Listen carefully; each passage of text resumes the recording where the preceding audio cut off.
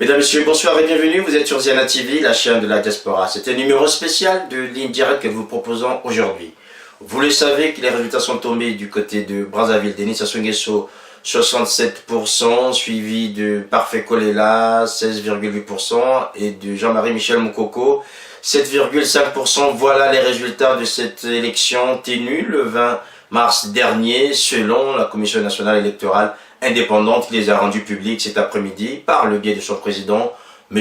Henri Bouka. Il était important pour nous, Ziana TV, de vous proposer une première analyse avant qu'on ne revienne sur des plateaux spéciaux sur ces questions, savoir à peu près qu'est-ce qu'il en est aujourd'hui du côté de la diaspora. Voilà, on va donc aller à la rencontre de notre ami Bédel Baouna.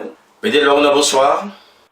Oui, bonsoir, Firma Kosso. Voilà. C'est une spéciale puisqu'on le fait au téléphone. Bédel Baouna, vous avez suivi cet après-midi la publication des résultats de l'élection présidentielle au Congo-Brazzaville, scrutin du 20 mars dernier.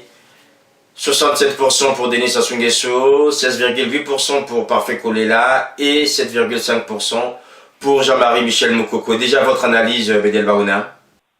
Oui, je ne suis pas étonné de la publication de ces résultats. Vous savez, ce qui caractérise M. Sassou au plus haut point, ce sont la magouille, le tripatouillage. Donc, je ne suis pas étonné du tout de ces résultats. C'est le contraire, d'ailleurs, qui m'est étonné. Mais là, non, je m'attendais à ce que les résultats soient biaisés, truqués.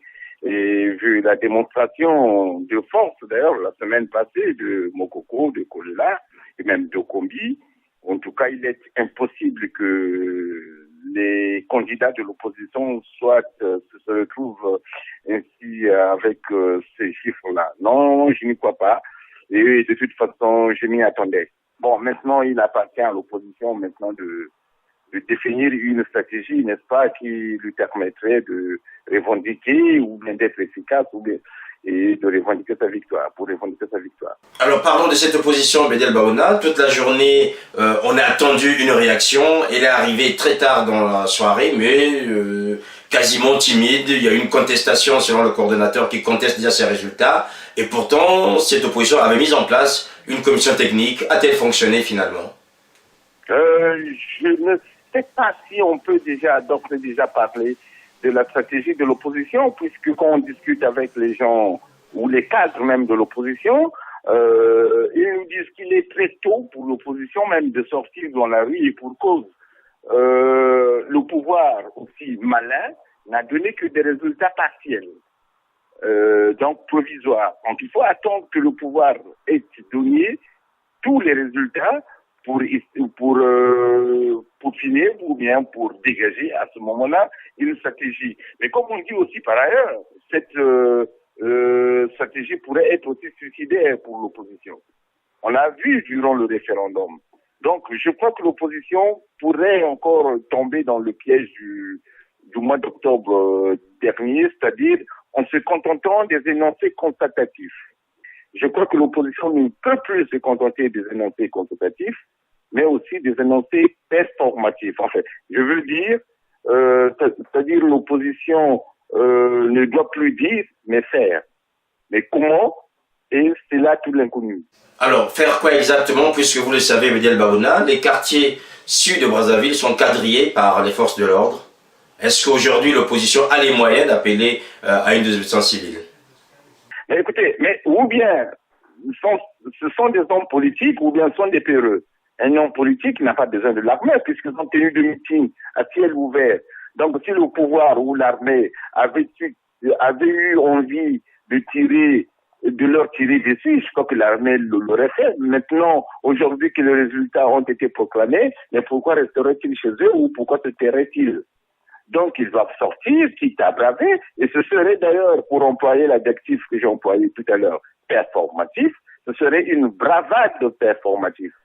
Donc, je crois que aujourd'hui, ce soir et demain, l'opposition est obligée de braver le pouvoir. Comment? En sortant dans la rue, en prenant à témoin la rue. Mokoko nous a bien dit que si la CNI proclame des résultats autres que ceux des urnes, je prendrai mes responsabilités et j'appellerai aussi le peuple congolais de prendre ses responsabilités. Donc, je crois qu'à un moment ou à un autre, l'opposition sera obligé d'appeler le peuple congolais et de sortir dans la rue, mais eux-mêmes, les leaders devront en tête des populations congolaises qui se sentent arnaquées par M. Sassou. Voilà. Voilà, donc on peut quand même dire, Bédiel Baouna ce soir, c'est la gueule de bois en fait pour l'opposition et aussi pour les Congolais qui ont espéré ce changement tant attendu. Ah, mais c'est une désolation pour les Congolais qui attendaient tant un changement au Congo, une alternance démocratique. Je dirais même, c'était un vol, ils ont été biaisés, ils ont été lésés, ils ont été arnaqués. Donc, je crois que si l'opposition est incapable de prendre ses responsabilités, je crois que tous ces gens qui composent cette opposition devront tout simplement disparaître de la vie politique et qu'on n'entend plus parler d'eux. Je crois que ce serait pour eux la meilleure solution. Ils devraient même prendre du poison pour disparaître à jamais. Parce qu'ils auront été des importeurs, justement. Parce que s'ils sont incapables de défendre leur propre victoire face à un homme, alors là, je ne sais pas comment est-ce qu'ils pourraient défendre le peuple. Merci Bédiel Baouna, nous vous retrouverons ce week-end sur le plateau des Jana TV où on décortiquera en fait ces résultats, cette ambiance qui arrive après l'annonce des résultats officiels par la Commission nationale électorale indépendante qui a rendu ses résultats publics cet après-midi à Brazzaville. Merci Bédiel Baouna.